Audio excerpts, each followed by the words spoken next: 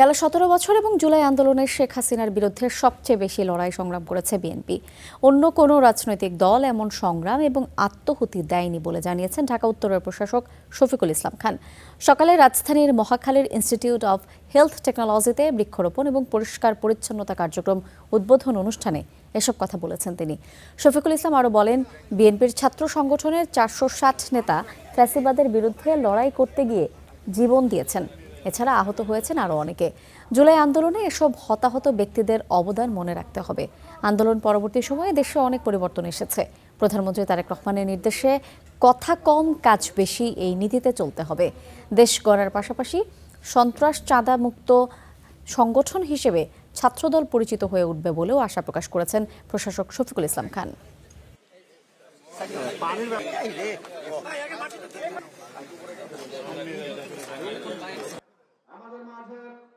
এই জুলাইয়ে আগস্টের আন্দোলনে আমাদের ছাত্র দলের ৪৬০ জন নেতা কর্মী আত্মহতি দিয়েছে। বিএনপি পরিবারের ৪৬০ জন। অন্য একটা রাজনৈতিক দলের দেখান তো এরকম শত শত নেতা কর্মী আত্মহতি দিয়েছে কিনা।